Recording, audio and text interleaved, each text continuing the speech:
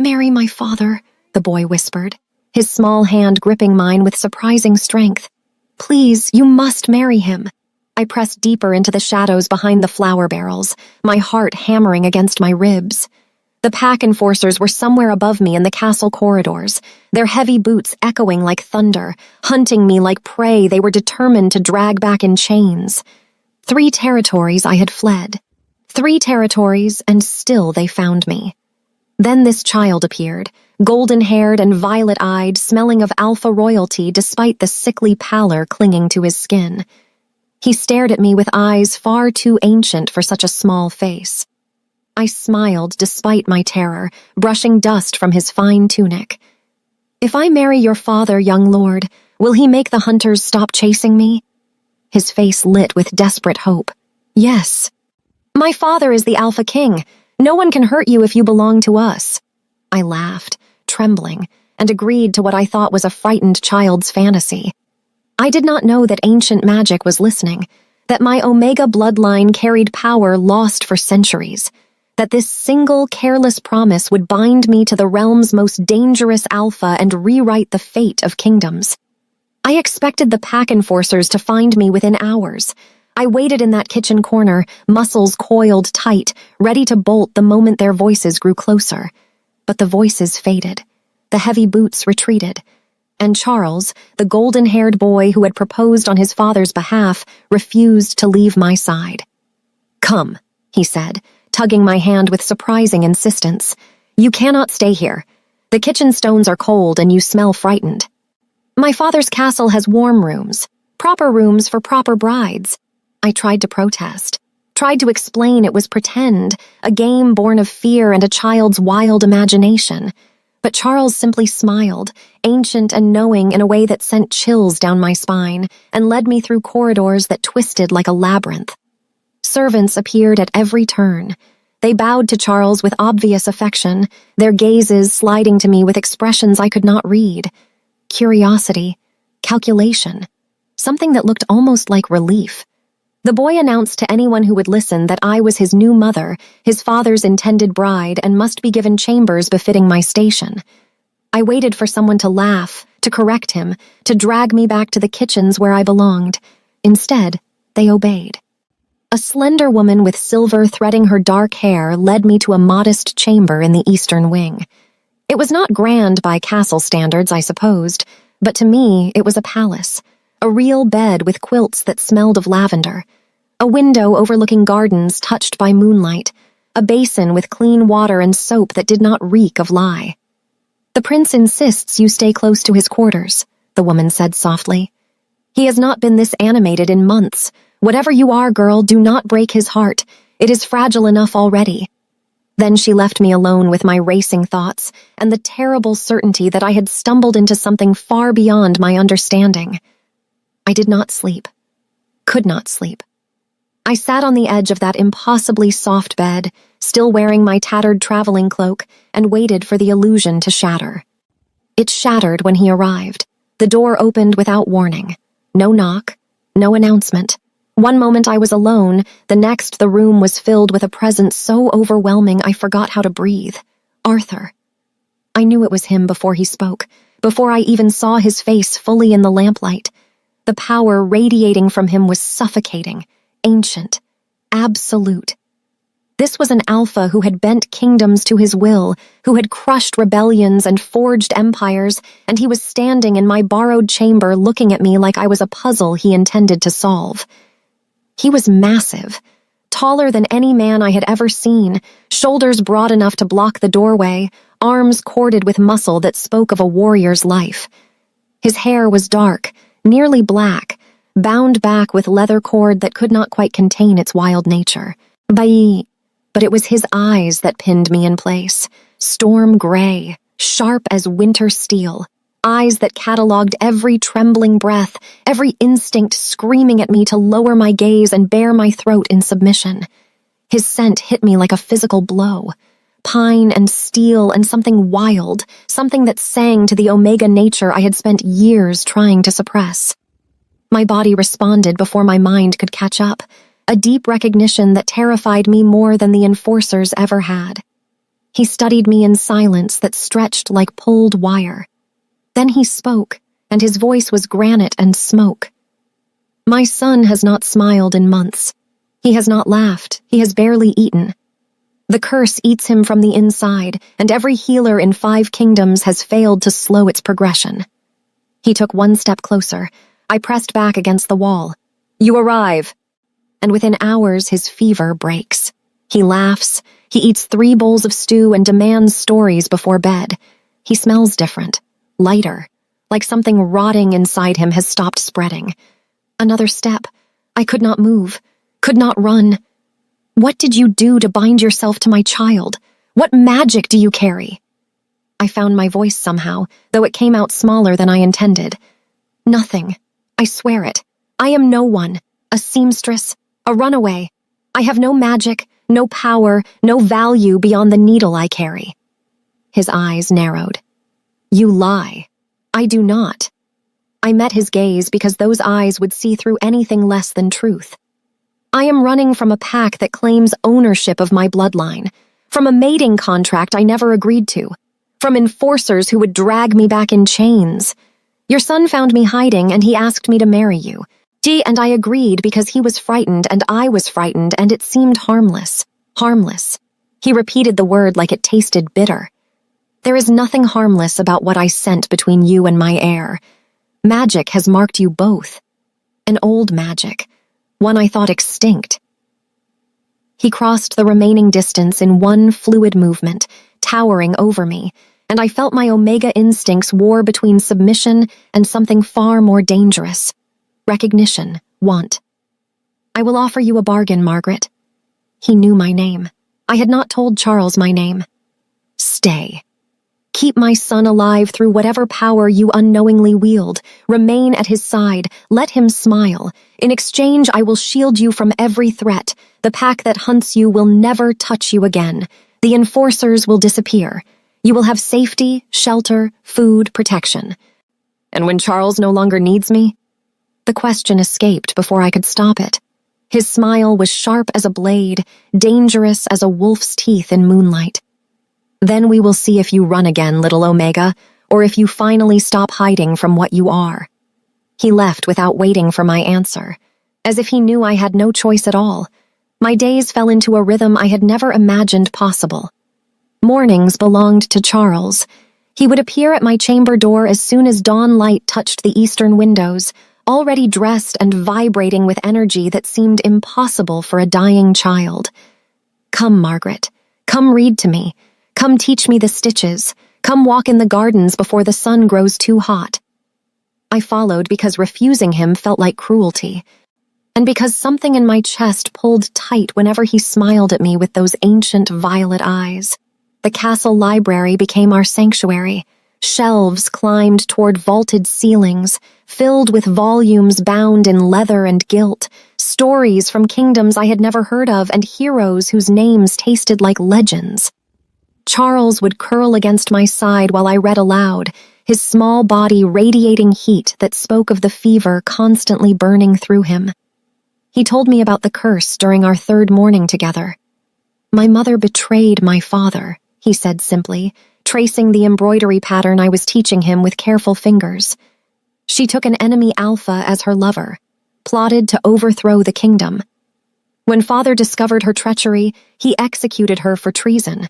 It was the law. It was justice. His voice held no emotion, as if he were reciting history from one of the dusty books surrounding us. But before she died, she cursed me, said I would waste away before my 10th name day unless true mate magic could break the hex. A cruel revenge for father killing what remained of her heart. I set down my needle, horror crawling up my spine. Charles, that is monstrous. He shrugged thin shoulders. It is what it is. The healers say I have perhaps 2 seasons left, maybe 3 if winter is mild. The curse feeds on my life force like a parasite. Every moon cycle it grows stronger. How old are you now? 7. My 10th name day is still distant, but the curse does not care about calendars. It will take me when it is ready. He said it so matter-of-factly that my heart cracked clean through. That afternoon, he began coughing. Deep, racking spasms that shook his entire frame and left flecks of blood on his lips. I dropped the embroidery and pulled him against me instinctively, one hand pressed to his small ribcage, the other cradling his head, and something warm and silver unfurled in my chest. It felt like moonlight made tangible, like water from a spring I did not know existed, pouring through channels in my body I had never felt before. My hands grew warm where they touched him. I found myself humming, low and wordless, a melody I did not remember learning but knew bone deep. The coughing eased, his breathing steadied. The unnatural flush faded from his cheeks, replaced by color that looked almost healthy. When I finally released him, trembling with exhaustion I could not explain, Charles stared at me with wonder. "You have the healing gift," he whispered. "The old magic, the kind that has not walked the realm in 3 generations." "I have nothing," I said, but my hands were still tingling. That was when I felt it. The prickle of awareness that raised every hair on my body. I turned and found Arthur standing in the library doorway, silent as a predator, watching us with an intensity that stole my breath. How long had he been there? His eyes met mine across the room, and something passed between us. Recognition, want. A pull so strong it felt like gravity itself had shifted. He said nothing, simply turned and left, his broad shoulders tight with tension I did not understand. It became a pattern. Every time Charles needed me, every time that silver warmth rose to ease his suffering, Arthur would appear. Never intrusive, never speaking. Just watching from doorways and corridor shadows with eyes that cataloged every breath, every touch, every moment of healing magic I did not know I possessed. The mate bond was growing between us. I felt it like an invisible thread pulling tighter with each passing moon, binding us together whether we acknowledged it or not. I caught myself seeking his scent in empty rooms, pine and steel and wild things. My Omega nature would purr with contentment when he was near, a response I had spent years learning to suppress, and I hated myself for the weakness even as I craved more. He maintained careful distance, never touched me beyond the formal courtesy required when he handed me into the dining hall or steadied my elbow on the garden stairs, but I felt his control fraying at the edges. The way his jaw clenched when visiting alphas looked at me too long during the evening meal. The low growl that rumbled in his chest when I winced from old injuries, my body still carrying bruises from my flight across 3 territories. The tension in his shoulders when I laughed at something Charles said, as if joy itself was a weapon he did not know how to defend against. The castle began to whisper. Servants exchanged glances when I passed. Visiting nobles studied me with calculation during formal dinners, the unclaimed Omega living under the king's protection, the low-born seamstress who had somehow enchanted both the dying prince and his father. The girl with no pack, no family, no right to be here at all. I heard the rumors even when they thought I could not. That I was a spy, a seductress, a witch who had ensnared the crown prince with dark magic to secure my own position. That Arthur was bewitched, his legendary control compromised by an Omega too cunning for her own good. Lady Morgaine, Arthur's sister, watched me like a hawk watches a rabbit. Her eyes were chips of ice during every encounter, her smiles sharp enough to draw blood. One evening, she cornered me in the corridor outside Charles's chambers.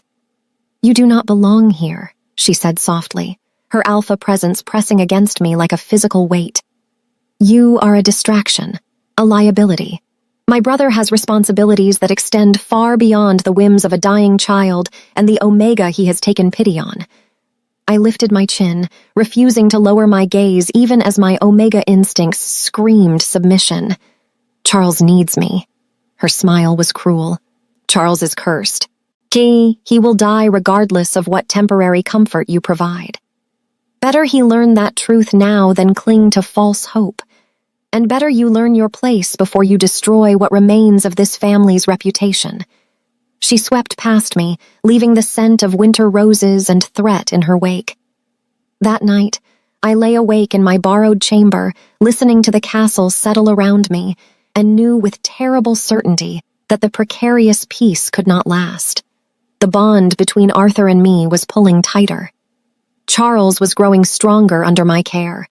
And somewhere in the shadows, enemies I had not yet named were sharpening their knives. I had stopped running from one prison only to find myself trapped in another. This one just had softer walls and more dangerous locks. The harvest feast was the grandest event I had ever witnessed. The great hall blazed with torchlight and candles, long tables groaning under the weight of roasted meats and honeyed breads, wine flowing like rivers while musicians played from the gallery above. Visiting nobles from allied packs filled every seat, their fine silks and jewels making me feel like a sparrow among peacocks, despite the formal gown Arthur's servants had insisted I wear. I sat beside Charles at the high table, close enough to intervene if he needed me, far enough to maintain the pretense that I was simply his companion rather than whatever I was truly becoming. He seemed happy, almost healthy. His cheeks held color I had not seen before, and he laughed at the jesters performing between courses, his small hand occasionally reaching for mine beneath the table as if to reassure himself I was still there. I should have known it was too perfect to last.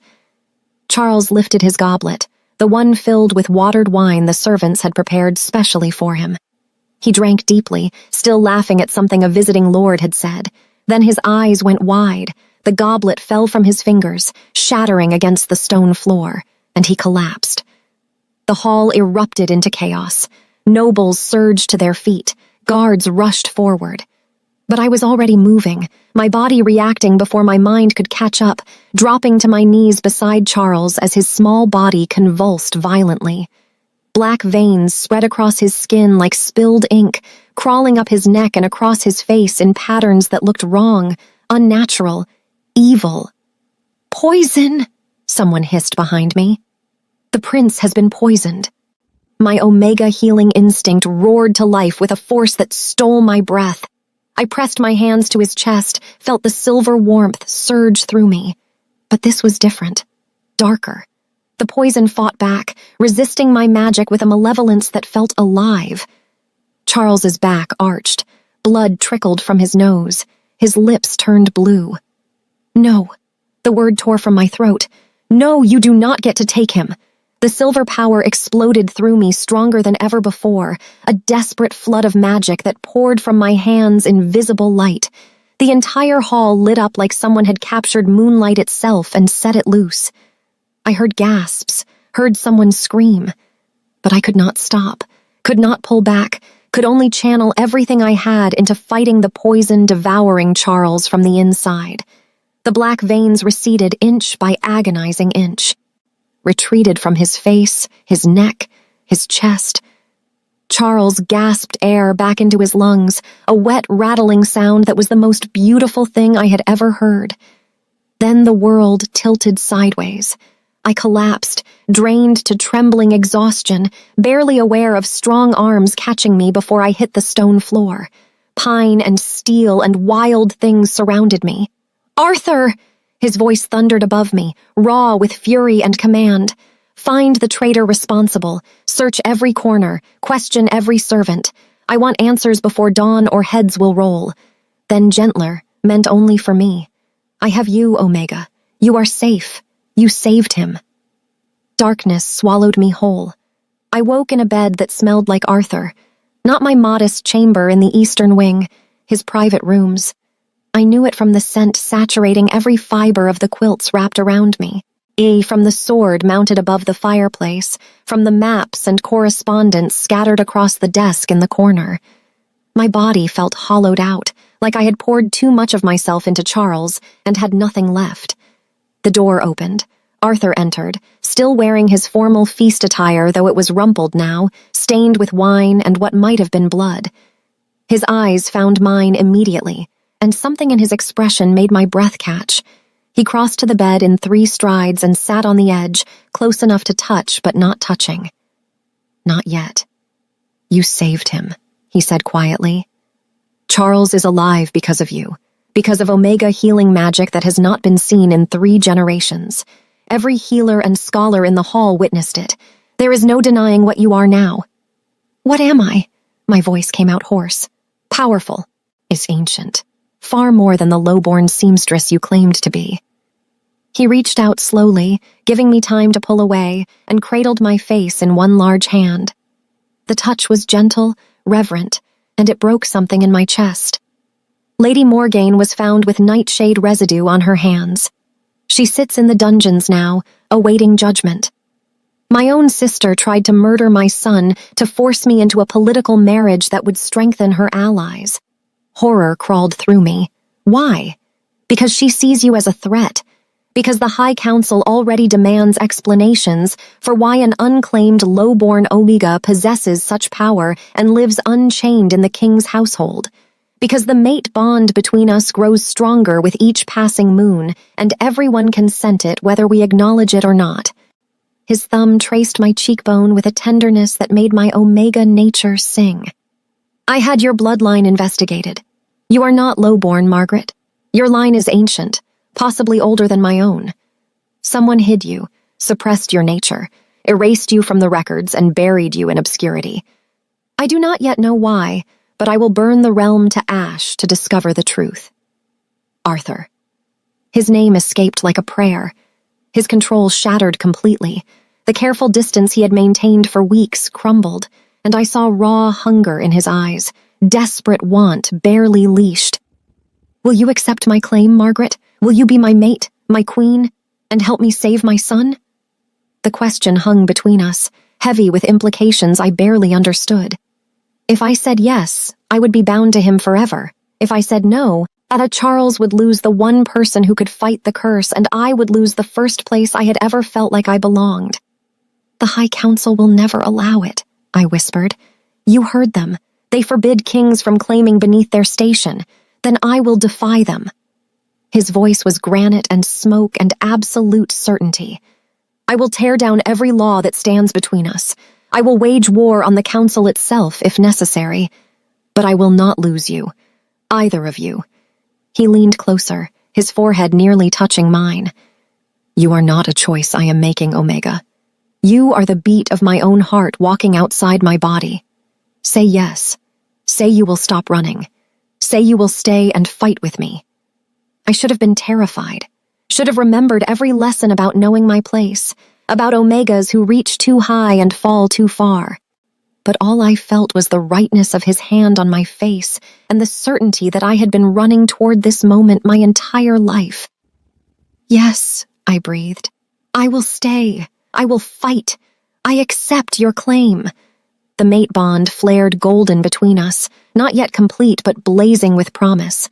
Arthur kissed me then, slow and deep and claiming, and I tasted destiny on his lips. Outside, the castle whispered. The High Council sharpened their arguments. Lady Morgaine plotted from her cell. But in that moment, wrapped in Arthur's scent and sealed by his kiss, I finally understood what it meant to be cherished, and I would tear the world apart before I let anyone take it away. Dawn had barely touched the eastern sky when the castle gates shuddered under the impact of a battering ram. I jolted awake in Arthur's chambers, he still wrapped in quilts that smelled of pine and steel, my body aching from the magic I had poured into Charles the night before. The distant boom echoed through stone walls like thunder, followed by shouts and the clash of weapons being drawn. Arthur was already moving, pulling on his armor with practiced efficiency, his face carved from granite. "Stay here," he ordered. "Lock the door. Do not open it for anyone except me or my personal guard." What is happening? His jaw clenched. Your past has come hunting. The throne room was a study in controlled chaos by the time Arthur's guards escorted me down an hour later. He had insisted I be present, had insisted I wear formal attire befitting my new position, though neither of us had spoken the words aloud yet. The gown was deep green silk, embroidered with silver thread that caught the light. I felt like a fraud wearing it.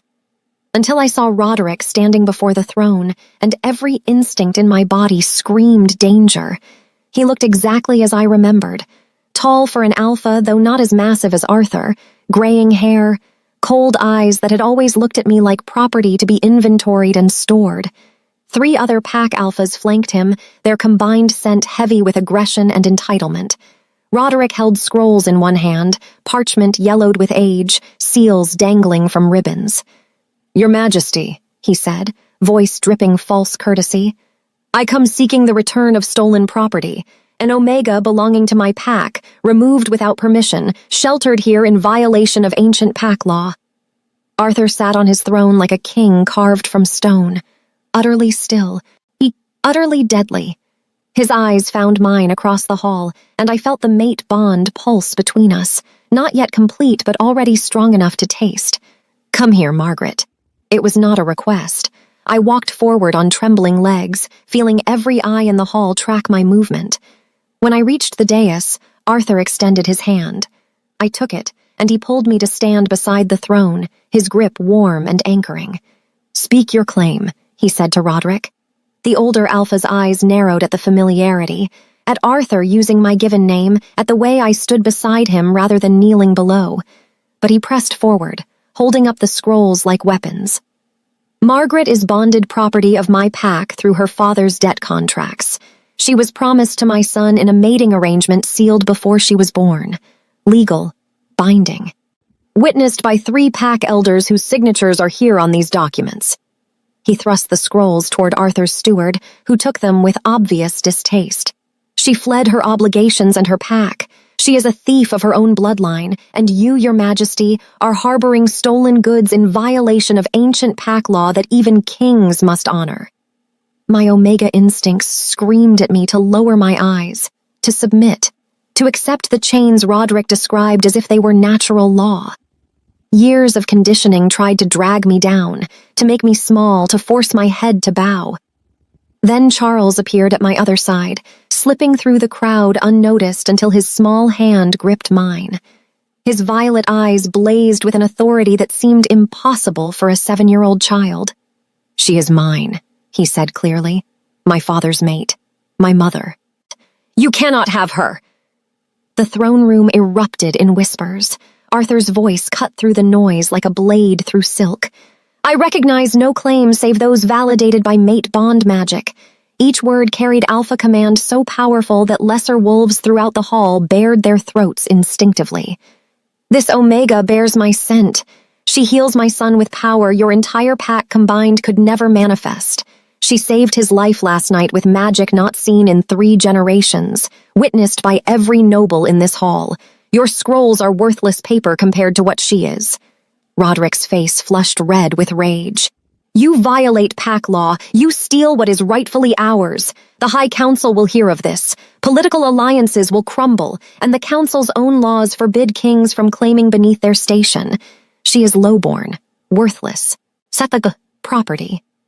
Arthur stood, and the movement was so fluid, so predatory, that several visiting nobles stepped back instinctively. His smile was cold and terrible, a wolf baring teeth before the killing strike. "Then let them come. Let the council come. Let your allies come. But they will not touch what is mine." Roderick snarled something about war, about consequences, about Arthur's arrogance destroying everything. Arthur descended from the dais in 3 smooth strides, towering over Roderick despite the other alpha's height. "You have until sunset to leave my lands. If you are found within my borders after dark, I will consider it an act of war and respond accordingly. We have 3 packs with us." Roderick's voice shook with fury. "You would start a war over a single worthless Omega?" Arthur's eyes flashed gold, yet his alpha nature rising to the surface like a predator scenting blood. "Try me." The battle that followed was brutal but brief. Roderick's forces, emboldened by their numbers and convinced of their righteousness, attacked as the sun reached its zenith. They breached the outer courtyard, howling challenges and threats. Arthur's elite guard met them like a hammer striking glass. I watched from the inner keep's tower windows, holding Charles close, feeling the mate bond pulse with Arthur's rage and protective fury even from a distance. I felt every strike he landed, every moment his control frayed, every ounce of violence he unleashed on those who dared threaten what was his. It was over in less than an hour. When Arthur returned, he was blood-spattered and breathing hard, his armor dented, his knuckles split. But his eyes blazed with triumph and something deeper. Pride. Possession. Mine. He found me standing at the base of the tower stairs, Charles safely delivered to his attendants. I had not cowered, had not hidden, had not run. You did not run, Arthur observed, stopping an arm's length away. I met his gaze, felt my Omega nature surge with recognition and want. I am tired of running. Something in his expression cracked open. He closed the distance in one stride, cupped my face in both hands despite the blood staining his fingers, and kissed me. Not the gentle claiming from the night before. This was hunger held back too long, alpha possession barely leashed, raw need made tangible. He kissed me like I was air and he was drowning, like I was the only thing anchoring him to sanity after the violence he had just unleashed. Not I kissed him back with equal desperation, tasting copper and salt and promise. The mate bond flared golden between us, not yet complete but blazing so bright it felt like the sun itself lived in my chest. When we finally pulled apart, both breathing hard, Arthur pressed his forehead to mine. Mine, he growled. Let the council come. Let the realm come. You are mine, and I will burn everything to ash before I let them take you. Yours, I agreed, and felt the truth of it settle into my bones like coming home. Outside, Roderick's surviving forces fled across 3 territories, carrying news of the Alpha King's fury and the Omega powerful enough to inspire it. Inside, the castle whispered about destiny and defiance. And I finally stopped running. The High Council arrived within the week, 12 ancient alphas whose combined authority had governed pack law for centuries. They convened in the Great Hall like judges pronouncing sentence on a criminal. I was not permitted to attend, was ordered to remain in my chambers like a shameful secret, but I heard the verdict soon enough. Arthur could keep his throne or claim his Omega mate, but not both. The law was absolute, they declared. Forged after the last great war to prevent kings from weakening bloodlines with inappropriate bonds. The realm required strength, purity, alliances cemented through noble matches. A low-born Omega, regardless of whatever magic she manifested, was unacceptable as queen. They gave Arthur 1 moon cycle to renounce me and accept a proper match from the noble houses they would select, or abdicate in favor of Lady Morgaine's suggested heir, some distant cousin with impeccable bloodlines and no controversial attachments. Charles's curse would be addressed through hired healers and blood mages, they promised, as if my Omega magic was replaceable. As if any amount of gold could purchase what flowed through my veins. I heard Arthur's rage even from 3 corridors away, heard furniture shattering, heard his roar of fury that made the castle stones tremble. But even kings bow to some laws. That night I went to his chambers, did not knock, simply opened the door and found him standing at the window, staring out at the darkened kingdom spread below, his shoulders rigid with tension. I can leave, I said quietly. Tonight, before dawn. I will disappear and you can tell the council I fled. You keep your throne. Charles keeps his father and all the resources needed to fight the curse. No one has to choose. Arthur turned slowly. His eyes were molten gold, his alpha nature barely contained beneath his skin. Do you truly believe I would let you walk away? It is the logical solution. Logic. He laughed, bitter and raw. You think this is about logic? He crossed the room in 3 strides, backing me against the wall with one hand braced beside my head, his scent wrapping around me like a physical claiming. Pine and steel and possession. You do not understand, Omega. You are not a choice I am making. You are the beat of my own heart walking outside my body. I would rather rule as a commoner with you beside me than sit that throne alone for eternity. But Charles needs you, I whispered. He needs a healer king with resources, as not an exiled father struggling to survive. The words broke something in his expression. He pressed his forehead to mine, breathing hard. The curse is accelerating. I can see it. Every day he fades a little more despite your magic. The High Council's hired mages are useless, and the blood moon is only 2 weeks away. 2 weeks. The words hung between us like a death sentence. The blood moon was the one night when mate bond magic would be strong enough to break the hex completely. But completing the bond would seal Arthur's choice irrevocably, would cost him everything he had built. I lay awake that night in my own chambers, staring at the ceiling, trying to solve the unsolvable, trying to find a path that did not end in destruction for everyone I had come to love. The door opened near midnight. Charles slipped inside, small and feverish, his nightshirt damp with sweat. "Do not leave us," he whispered, climbing into my bed and curling against my side like he had when we first met. "Please, Margaret, you are supposed to be my mother." Prophecy said so. I stroked his damp hair, felt the heat radiating from his skin, and knew the curse was feeding again. "What prophecy, sweetheart?" He smiled with eyes too ancient for his small face. "The moon goddess visits my dreams. Every night since you arrived, she shows me things, a silver omega breaking curses, kingdoms remade, laws shattered by those brave enough to defy them.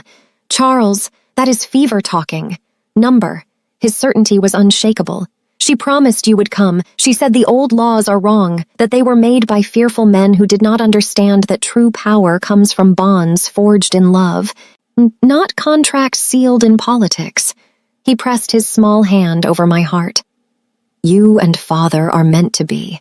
The bond between you will break my curse, but only if you stop being afraid of what it costs, only if you both choose love over law."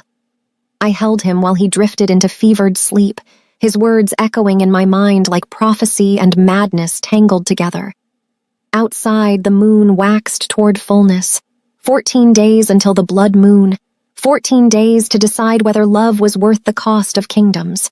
I did not sleep that night. I simply held the child who believed in prophecies and planned for war. Lady Morgaine escaped her imprisonment 3 nights before the blood moon. We discovered her absence at dawn when the dungeon guards were found unconscious, their throats slit with surgical precision.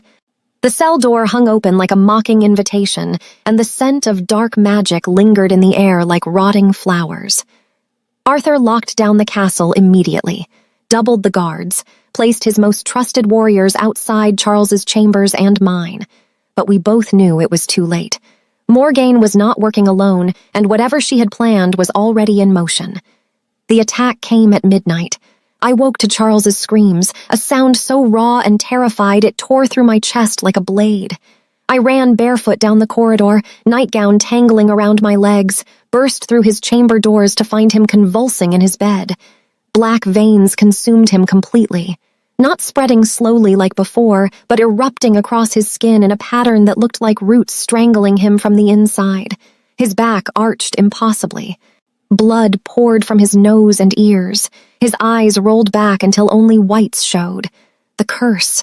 Not the gradual wasting we had been fighting, but the full force of it unleashed all at once. I threw myself to my knees beside him, pressed my hands to his chest, and felt my healing magic surge desperately. Silver light poured from my palms, but it was like trying to hold back a flood with cupped hands. The dark magic was too strong, too vicious, amplified by something I did not understand. "Charles, stay with me. Stay with me, sweetheart." His small hand gripped mine with surprising strength, his lips moving soundlessly. I leaned closer, trying to hear. "The ritual chamber," he gasped. "Mother used it for dark magic, but it is meant for true mate bonding. Blood moon magic there is strongest. What are you saying? If you complete the bond while Father still wears his crown, the magic will be witnessed by the moon goddess herself. They cannot deny what she blesses." Then he convulsed again, and I poured everything I had into keeping his heart beating. The door burst open. Arthur charged in wild-eyed, still wearing his sleeping clothes, a sword in one hand. He took in the scene in a single glance, and I watched him make the decision in real time. His expression shifted from panic to absolute resolve. "Summon the High Council," he ordered the guards who had followed him. "Wake them. Drag them from their beds if necessary. Tell them the king makes his choice tonight." He crossed to us, dropped to his knees beside Charles, and met my eyes across his dying son. "I will renounce the throne tonight. We complete the bond at moonrise and save my son. The council may have my crown, but they cannot have my family. Arthur, no! You cannot watch me!" A distant explosion shook the castle walls. Shouts erupted from the courtyards below. The clash of steel on steel echoed through the night. Arthur's head snapped toward the window. Enemy forces, they breached the outer walls. A guard appeared in the doorway, bleeding from a gash across his forehead. "Your Majesty, we are under attack." 3 fronts, coordinated assault. Lady Morgaine's supporters moved to seize the throne room. The conspiracy. Not just Morgaine acting alone, but enemy kingdoms who wanted Arthur weakened, who had promised her the throne and dark magic amplification if she could eliminate Charles and destabilize the king. Arthur stood, his alpha nature rising to the surface like a predator ready to defend his territory. He reached for his armor. No. Charles's voice was barely a whisper, but it cut through the chaos like a bell. "The ritual chamber. Do it there. Now, while you still wear the crown." We stared at him. The boy smiled with eyes too ancient, too knowing. "If you complete the bond while Father still holds his power, while he is still king, the magic will be validated by divine right. The moon goddess will witness it. The council cannot unmake what she blesses, and the blood moon rises in less than an hour." It was madness. Prophecy and desperation tangled together. Completing the mate bond required time, privacy, rituals I barely understood. And the castle was under siege. But Charles was dying in my arms, and every other path led to the same destruction. Arthur's eyes met mine. One question in their depths. I nodded once. He scooped Charles into his arms, the boy's small body limp and burning with fever. To his guards, he barked orders. "Defend the inner keep. Hold them at the second wall. Buy us 1 hour." Then to me, his voice softening just slightly. "The ritual chamber is deep in the foundation, built on the oldest magic in the realm. If we are going to defy the council and the laws and every enemy at our gates, we do it there." We ran through corridors erupting into chaos. Servants fled past us. Guards rushed toward the sounds of battle. Somewhere, Morgaine's laughter echoed through the stones, amplified by dark magic. The ritual chamber door was ancient oak bound in iron, carved with symbols that glowed faintly in the darkness. Arthur kicked it open. The room beyond was circular. The ceiling opened to the sky where the blood moon was beginning to rise, massive and red as spilled wine. Carved channels in the floor formed intricate patterns I recognized instinctively as bonding runes. This was where Arthur's first mate had twisted sacred magic into curses, where she had damned her own son in revenge. Tonight, we would reclaim it. Arthur laid Charles in the circle's heart. The boy's breathing was shallow, erratic. Minutes left, maybe less. Arthur turned to me, and I saw everything in his eyes, fear and fury and desperate love. "Once we do this, there is no path back. I will be yours and you will be mine, and I will never stop fighting for what is ours. Do you trust me, Omega?" I stepped into the circle, felt the ancient magic rise to meet my Omega nature like greeting an old friend. Outside, as the castle walls shook with the assault, the High Council was surely gathering, preparing their condemnation. Morgaine's forces pressed closer, but in that moment, wrapped in blood moonlight and Arthur's scent, I understood what Charles had been trying to tell me all along. Some bonds are stronger than law, some magic older than fear, some loves worth burning kingdoms for. I pulled Arthur down into a kiss that tasted like destiny and defiance. "I trust us," I whispered against his lips. "Now let us show them what true power looks like." The ritual chamber pulsed with ancient magic that made my Omega instincts sing with recognition. Carved symbols glowed silver along the circular walls, growing brighter as the blood moon rose through the open ceiling. Gee, the air tasted of copper and ozone and power so old it predated the kingdoms themselves. This room had witnessed countless bondings over centuries, sacred unions blessed by the moon goddess before Arthur's first mate twisted it into something dark. Tonight, we would reclaim what had been corrupted. Arthur laid Charles in the sacred circle's heart with a gentleness that belied his warrior's strength. The boy's breathing was shallow, erratic, each breath a struggle, Black veins covered every visible inch of skin, pulsing in rhythm with his failing heartbeat. Minutes. We had minutes at most. Above us, the castle shook with the assault. Enemy forces hammered at the walls. Steel clashed against steel. Somewhere close, I heard the High Council demanding entry, their voices raised in fury and command. "We are out of time," Arthur said. Straightening to his full height, his alpha nature blazed in his eyes, gold bleeding through the gray. "Are you certain, Margaret? Once we begin, there is no stopping, no turning back." I stepped deeper into the circle, felt the ancient runes respond to my presence with a warmth that spread through my bones. "Tell me what I must do." Arthur's expression shifted, raw hunger barely leashed beneath iron control. The ritual requires complete mate bonding, physical and spiritual union under the blood moon's light while channeling Omega healing magic through the connection to break the curse. He moved closer, his scent wrapping around me like a living thing. "It means consummating our bond. Fully, irrevocably. While I still hold my crown and defy every law the Council has set. It means joining our bodies and our magic while my son lies dying between us, pouring everything we are into breaking what should be unbreakable." His voice dropped lower, rougher. "It will be sacred and savage all at once. There is no privacy here, no gentle courtship. Just raw necessity and the hope that our combined power is enough." I understood what he was not saying, that this would be my claiming, that Arthur would mark me permanently, irreversibly in a ritual witnessed by divine magic itself, that I would be bound to him in ways that transcended law or politics or any earthly authority, that once his bite sealed on my neck, I would be his Omega and his queen whether the Council approved or not. I reached up and cupped his face, feeling the tension thrumming through him. "I trust you. I trust us. And I trust that some magic is older and stronger than any lawmen make to control it." Arthur closed his eyes briefly, then opened them blazing with determination. "Then let us show them what true power looks like." He kissed me, and the world narrowed to the taste of him, pine and steel and desperate need.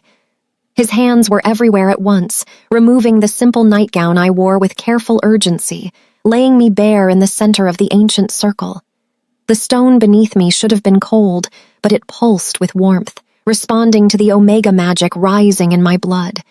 The symbols carved into the floor began to glow brighter, silver light tracing patterns that spiraled toward where Charles lay, struggling for each breath. Arthur stripped away his own clothing with less care, revealing the warrior's body I had only glimpsed before. Yin scars crossed his chest and arms, testament to battles fought and survived. But it was the reverence in his touch as he knelt beside me that stole my breath. "You are magnificent," he murmured, tracing the curve of my throat where his claiming mark would soon rest. "My Omega, my mate, my queen." Then he covered my body with he, and I felt the mate bond flare between us, incomplete but blazing with recognition. The blood moon reached its zenith above us, bathing the chamber in red gold light. "Now," Arthur growled against my throat, "channel your magic. Do not hold back. Pour everything into the bond." He entered me in one smooth thrust, and the world exploded into sensation. The mate bond sealed with a flash of golden light so bright it turned the chamber into a sun. I felt Arthur's alpha power crash into my Omega magic like two rivers meeting, merging, amplifying each other beyond anything I had imagined possible. My healing magic rose like a silver tidal wave, no longer a gentle warmth but a raging flood that poured through every channel in my body. Arthur moved above me, his rhythm primal and claiming, and with each thrust the power grew stronger, wilder, more immense. I felt the moment his control shattered completely, felt his teeth sink into the junction of my neck and shoulder, marking me permanently, irrevocably his. The claiming bite sent a shockwave through the mate bond, sealing it fully, completely, in a way that could never be undone. The combined force of our joined magic exploded outward. Silver fire poured from my body, channeled through Arthur's alpha strength and amplified to devastating levels. It crashed into Charles like a cleansing storm, burning through the black veins with pure moonlight radiance. The curse fought back, dark magic clinging desperately to the boy it had been devouring. But it was no match for true mate bond magic, for Omega healing amplified by alpha power, for love made tangible and unstoppable. The curse shattered. I felt it break like glass, felt the dark magic scream as it was consumed by silver fire and destroyed completely. The blast wave exploded outward from the ritual chamber, a shock wave of pure cleansing power that tore through the castle. Above us, enemy forces were thrown back, their weapons turned to ash, their dark magic purged in an instant. Morgaine's amplified power disintegrated, Edie leaving her mortal and screaming. The walls themselves seemed to sing, ancient stones resonating with magic they had not felt in generations. The night sky over the capital lit bright as noon, silver light visible for miles in every direction, unmistakable proof of divine intervention. In the circle, Arthur collapsed beside me, breathing hard, his arms pulling me against his chest. The claiming mark on my neck throbbed in time with my heartbeat, permanent evidence of what we had done. For a moment, there was only silence, and the taste of copper, and the feeling of being utterly, completely whole for the first time in my life. Then Charles drew breath. Not the shallow, struggling gasps from before. A full, deep breath that expanded his small chest completely. His eyes opened, violet and clear and bright, no longer clouded with pain. The black veins were gone, every trace of the curse erased as if it had never existed. Margaret? His voice was stronger than I had ever heard it. Father? I crawled to him, Arthur beside me, both of us still bare and covered in sweat and trembling from the magic we had channeled. Charles sat up slowly, staring at his hands, at his arms, at skin that was finally, miraculously clear. "It is gone," he whispered in wonder. "I can feel it. The curse is gone." Arthur pulled us both into his arms, his body shaking with emotion he could not contain. "You are healed. You are whole. You are safe." Charles pressed his small hand over the claiming mark on my neck, the bite still fresh and bleeding slightly. "You did it. You completed the bond. You saved me." "We saved each other," I said softly, looking at Arthur. "All three of us." The chamber door burst open. The High Council flooded in, 12 ancient alphas prepared to condemn, to pronounce judgment, to strip Arthur of his crown for defying their laws. They froze when they saw us, Arthur still wearing his crown despite his nakedness. Me marked and claimed beside him, the bite on my neck glowing faintly with residual magic. Charles healed and whole, sitting between us with eyes that blazed with prophecy fulfilled. And the blood moon above us, still shining through the open ceiling, bathing us in light that spoke of divine blessing. The eldest councilman opened his mouth, closed it, stared at the claiming mark, at Charles's clear skin, at the silver symbols still glowing on the chamber floor. "The moon goddess," he breathed. She witnessed the bonding. She blessed it. Arthur stood slowly, helping me rise beside him, his hand never leaving mine. Charles climbed to his feet with strength he had not possessed in years. "I am Arthur, Alpha King of these lands. This is Margaret, Omega of the ancient bloodline, my true mate, validated by blood moon magic and divine right. Any who challenge her challenge me. Any who deny this bond deny the moon goddess herself." His voice carried alpha command amplified by the mate bond still blazing between us. "The council will withdraw their ultimatum. They will recognize my mate as queen, or they will face the consequences of defying what the goddess has blessed." Silence stretched like pulled wire. Then slowly the eldest councilman dropped to one knee. The others followed, 12 ancient alphas bowing before proof they could not deny. "We recognize the bond," the eldest said heavily. "We withdraw our challenge. The queen is claimed." Above us the blood moon began to set, its work complete. Arthur pulled me close, his arms wrapping around both me and Charles, sheltering us against his chest. Outside, the castle began to recover. Enemy forces fled or surrendered. Morgaine was dragged from the ruins of her ambition, mortal and defeated. The night slowly returned to darkness as the silver light faded. But in that ritual chamber, surrounded by ancient magic and new possibilities, we three stood together. A king who chose love over law, an Omega who stopped running, and a boy whose innocent wish had rewritten destiny itself. The laws would change because of this night. Kingdoms would be remade. The old order shattered by those brave enough to defy it. But in that moment, all that mattered was the steady beat of 3 hearts finally, completely whole. Dawn broke over the castle in shades of gold and rose, painting the throne room in light that felt like benediction. The High Council stood assembled in their formal robes, 12 ancient alphas who had arrived prepared to strip Arthur of his crown and pronounce judgment on the king who had defied their laws. Their faces were carved from stone, expressions ranging from barely contained fury to grim satisfaction.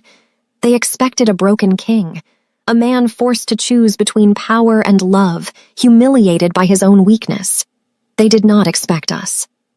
The great doors opened, and we entered together. Arthur wore his full royal regalia, the crown of his fathers resting on his dark hair, his ceremonial armor polished to a mirror shine.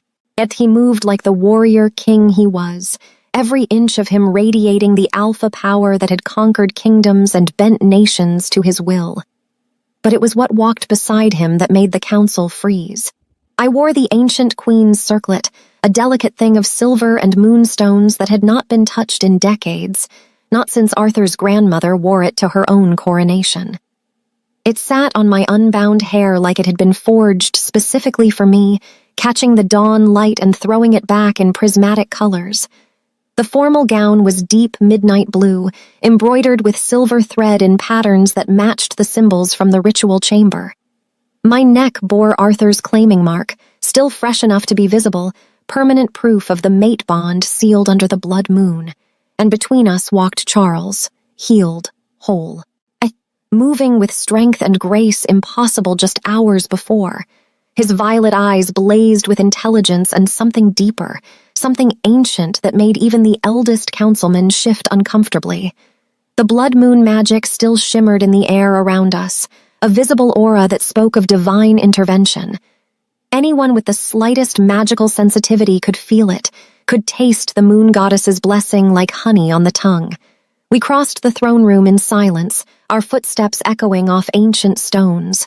The assembled nobles and pack representatives parted before us like water before a ship's prow. Arthur took his throne. I stood at his right hand, exactly where a queen belonged. Charles positioned himself between us, small but unshakable. The eldest councilman, a silver-haired alpha named Thaddeus, who had governed pack law for longer than I had been alive, stepped forward. His expression was thunderous. Arthur, son of Marcus, Alpha King of these lands, you stand accused of violating sacred law, of claiming a mate beneath your station, of defying the High Council's direct command, of placing personal desire above the needs of the realm. His voice carried through the hall, formal and damning. The council convened to offer you mercy, 1 moon cycle to renounce the inappropriate bond and accept a proper match.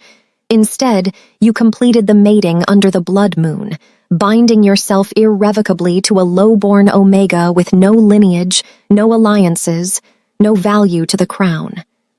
He paused, letting the words settle like stones. By ancient law, you forfeit your throne. The crown passes to the designated heir. You will be stripped of title, lands, and authority. Your mate bond, while magically sealed, will be politically meaningless. You will rule nothing. The silence that followed was absolute. Then Charles stepped forward. His small body seemed to grow somehow, to carry weight beyond his 7 years. When he spoke, his voice rang with authority that made several councilmen flinch. I saw the prophecy. The words dropped into the silence like thunder. Every night since the curse began, the moon goddess visited my dreams. She showed me the silver Omega who would break curses and remake kingdoms. She promised that when the time came, those brave enough to trust her would shatter the old laws that no longer serve the realm. He turned to face the council fully, and I saw several of them pale. You cannot unmake what the goddess has woven. She sent my mother to save us. She blessed the bond under the blood moon in a ritual witnessed by divine magic itself. If you deny her, you deny the moon goddess. If you strip my father's crown, you wage war against destiny itself. The chamber filled with silver light.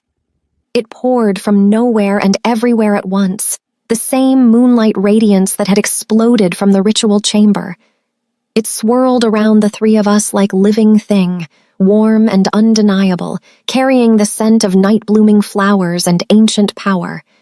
Several councilmen dropped to their knees instinctively. Others stumbled back. Thaddeus stood frozen, staring at the light with something like terror in his eyes. They could fight a king, could oppose political marriages and inappropriate bonds. But they could not fight divine will made manifest. The light faded slowly, leaving only the morning sun streaming through the high windows. But everyone in that hall had felt it, had witnessed proof that could not be denied or explained away. Thaddeus's jaw worked soundlessly. Then slowly, he bowed his head. We withdraw our ultimatum. The bond is recognized. The queen is claimed. The words sounded like they were being torn from his throat, but he spoke them clearly enough for all to hear. Arthur stood, his presence filling the throne room like a physical force. He extended his hand to me, and I took it, feeling the mate bond pulse golden between us. Together, we faced the assembled kingdoms. Arthur's voice carried without effort, alpha command amplified by the bond that made us unshakable. Margaret, Omega of the ancient bloodline, healer and breaker of curses. I name you my true mate and queen of this realm. Any who challenge her, challenge me. Any who question this bond question, the moon goddess herself. He turned to me, and for a moment the throne room disappeared. There was only him and the love blazing in his eyes. Will you rule beside me? Will you be my queen, my mate, my partner in remaking these lands into something better than what we inherited? I lifted my chin, meeting his gaze, and spoke loud enough for everyone to hear. I will. Not because laws bind me, not because councils demand it, but because I choose you. I choose us. I choose this family we have built from prophecy and defiance. Arthur kissed me then, deep and claiming, before the entire court. When we parted, the throne room erupted into applause. Not from everyone, some faces remained stony with disapproval, but enough. Enough to matter. The coronation came 3 days later. The castle had been transformed, banners streaming from every tower, flowers woven into garlands that decorated every corridor. Representatives from allied kingdoms filled the Great Hall, along with pack leaders, nobles, and common folk who had heard the story of the Silver Omega and wanted to witness history. I wore white silk embroidered with silver thread, the ancient queen's circlet resting on my carefully braided hair. Arthur stood beside me in his ceremonial armor, and Charles waited at the altar in a miniature version of his father's formal attire. The high priest spoke the old words, invoking blessings and binding oaths. But it was Charles who insisted on placing the crown on my head himself. He climbed the steps to the altar, while carrying the queen's crown on a velvet cushion, his small face serious with concentration. When he reached me, he set the cushion aside and lifted the crown with both hands. It was too heavy for a child, but he did not falter, did not stumble. He stretched onto his toes and placed it carefully on my head, his small hands steady and sure. Then he leaned close and whispered, "Meant only for me. You kept your promise. You married my father." I laughed through tears, thinking of that terrified moment in the kitchens what felt like a lifetime ago, when a dying boy had asked the impossible and I had agreed, thinking it nothing more than a frightened child's fantasy. "I kept my promise," I whispered back, "and now we are family forever." Charles grinned, bright and whole and alive, and threw his arms around my neck. The hall erupted into cheers. That evening, as sunset painted the sky in gold and crimson, the three of us stood on the castle battlements watching the kingdom spread below. Arthur's arm wrapped around my waist, solid and warm. Charles leaned against my other side, pointing out landmarks and chattering about everything he wanted to show me now that he was strong enough to explore properly. I am no longer running, I realized. No longer hiding, no longer bound by laws meant to limit instead of protect. Arthur must have felt something through the bond because he pulled me closer, pressing a kiss to my temple. What are you thinking, my queen? That sometimes a child's innocent wish carries more magic than all the world's rules combined. Charles looked up at us, his violet eyes twinkling with mischief and ancient wisdom tangled together. The moon goddess told me you would say that. We laughed, the three of us, our joy echoing off ancient stones and carrying across the kingdom we would rule together.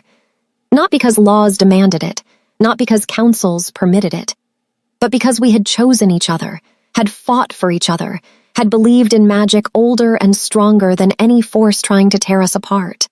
The Silver Omega, the warrior king, the boy who had seen prophecy and made it real.